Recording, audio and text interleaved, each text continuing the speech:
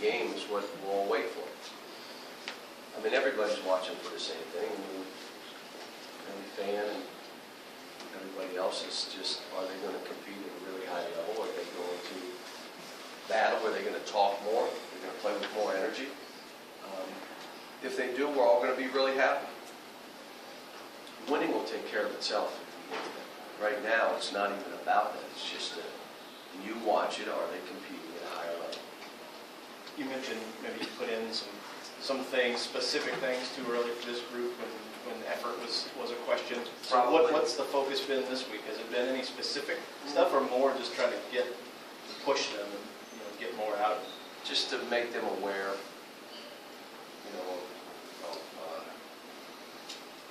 hold them accountable, making them aware that they're not going as hard as they think they're going. We've done some things. I'm not going to talk about some of the things we did because they're really interesting outside the box, and I think I'm going to do it another week or so and maybe tell everybody what we're doing, because it's really, I don't know if anybody else is doing it, but it really makes you aware of if you're working on it. See, it's funny, the three of us work out, and we all get our heart rates to a certain level. One guy's going to say, this is easy. The same heart rate on another guy, he's going to say, I can't believe this. This is torture. And then, I'm working so... Well, this guy didn't think he's working at all. This guy thinks... The other guy says, it's pretty hard. I mean, that's... You got some guys whose heart rates are saying, you're not going that hard. You think you are, but you're not. So there's a lot of stuff we're trying to do, and it's all, again, we just need carryover into the game, and this is a good game. This is a good team. They got great size. We're going to have to play. And watch them against Cincinnati. Gave Cincinnati a terrific game until about 5 minutes ago. It was a 7-8 point game, and then all of a sudden it broke open a little bit. But shoot threes. They're good enough to beat us, Marshall. Well, as teams, you talk about communication on past teams. How's the communication level on this team? It's not good. I've had other teams that weren't good, but they got better. This team needs to they got to understand they need each other. It's a form of selfishness when you don't talk. You're worried about you. You're worried about how you feel, and you're not understanding the impact that has on your teammates. If you're really into what they are doing and you're there with your whole thought about helping your team, you talk a lot. If you're not into that thought, you're only how you feel or what you look like, you don't talk. And so a lot of times, a player will think, well, I passed the ball, I'm not selfish. Yeah, but you don't speak. You're not doing anything to help your teammates. You're only worried about how you're playing. So that's what we've been addressing, and they've gotten better. How do you try to instill that, John? Were you not talking? Everybody on the baseline.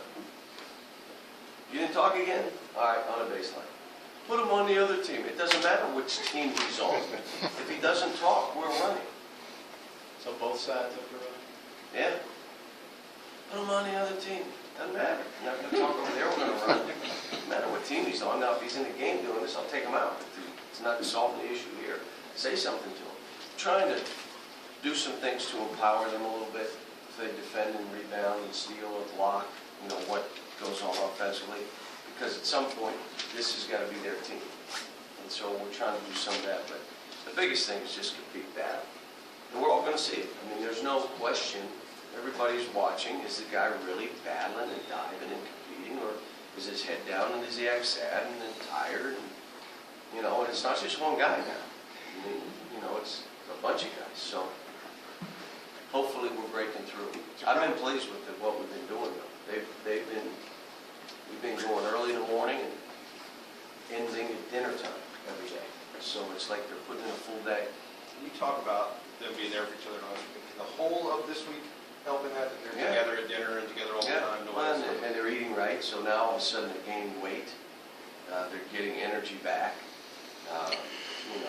It's all intertwined together. They're together. They're pushing each other. They're eating their meals together. They're eating all their meals. They're doing better. You talked about food there. The thing you put on your website yesterday about the NCAA rules. Was that something you were interested in before the New York Times? They're stupid. kid comes from practice and he's not real hungry, but he wants to eat something. So he eats a little bite and a couple bites. I'm not real hungry right now. I'm going to take some stuff up to my room. I'll eat later. No, that's an extra benefit. Excuse me? That's an extra benefit. And I told the story. Michael Phelps and big-time athletes eat 5 and 6, 7 times a day. They eat again, they eat again, they eat again. They go down. That's because they're burning up calories. Now, what I imagine they're afraid of is some team go over the top and feed their kids too much. They have a fat team.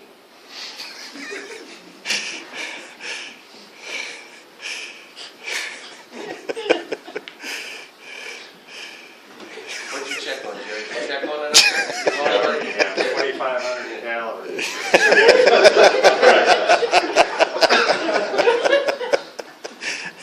If they get a candy bar, it's going to be at 2,700, and that's like you get the car.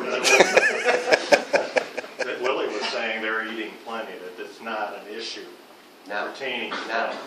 now, Oh, now. it is at other times. they all lost weight. Maybe they were dieting then. I don't know. They did. Everybody lost weight? Just about. But I've been saying it all along. I don't understand why we don't. You have a place there for kids hungry, go eat something. You have to eat between 6 and 8 or you go hungry. Or you got to eat between this time and that time. Eat when you want to eat. Have things in the refrigerator, go eat. Eat like you're at home. You want to eat 6 times a day, that's fine. Every individual is different. I just don't understand it, but then again, there's a lot of stuff I don't understand. They have their own chef right there at the lodge.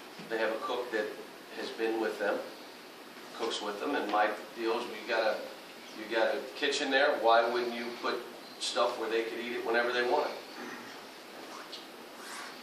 You have a refrigerator there, stick sandwiches in there. You want a sandwich at night, go grab a sandwich. You can't right now. I'd probably be suspended for 3 games. If you have a sandwich at night, you're not.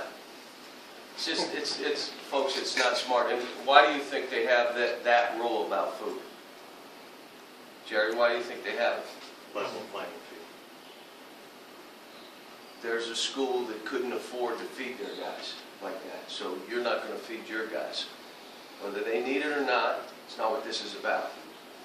Whether a high-level athlete needs to be fed, feed them, because they're burning up tons of calories. Feed them. Can you bring it up to the convention, the yearly convention? I don't know if they listen to me with me on before. Anything on basketball here? I'm getting hungry right now. John, why won't you tell us about this out of the box? Because I'm not ready to. And it's my choice. Climb all of it. Just No, you'll find out. It's all about everything inclusive, including diet and calories and all the other stuff that, look, I like to have experts talk. Not someone that says, well, you don't have all the facts. What do? I'm a writer. What do you know about diet? How about this professional over here? He doesn't know all the facts. What do you know about eating? So what I'd like to do is before, I want to get all the stuff that's professionally done so we know. Now here are numbers. These don't lie. And here's where we got them. But we're not quite ready for that yet. But we will be. Have you seen Ryan continue to? Yeah, he's gained 5 pounds. He's getting better as a player. He's helping our team. He's talking more. He's being more active and looks a lot better. Julia said that they're looking forward to showing off their emotion, whether that be anger or happiness or have more fun. They're looking forward to doing that. Yeah, we got a couple guys that are never going to be that rah-rah, but there's still times that they can show emotion but they're talking to each other. They understand they're connected more now to each other. We just got a ways to go. This is going to be a process. I probably thought they'd come quicker than they would, and when I saw it, I kind of knew we're not very good right now, and I knew it, but I probably didn't believe it. I thought, well, we'll just win, and we're where we are, and we're probably about where we should be as a team, really. What does scheduling look like for the team next week? They leave after the game tomorrow. They'll be gone the 23rd, 24th, 25th. They'll come back, so they leave on the 22nd, 23rd, 24th, 25th, come back on the 26th at some point. So we're giving them a good break. This has been an experience for them, so they need to get away and get their heads back and be with their families. And so, John, some of your coaching colleagues have talked about gun control in light of what happened in Connecticut. Is there any feelings you can share on that? well, I don't see the need for assault weapons. I don't see the need at all, but again, we as a country got to come together and say, we have some mental illness issues. How do we deal with those? How do we truly deal with someone that has an illness and not shove it under the rug that it's an embarrassing thing? Well, was cancer embarrassing? Mental illness, it's an illness. We don't need assault rifles. It's a problem.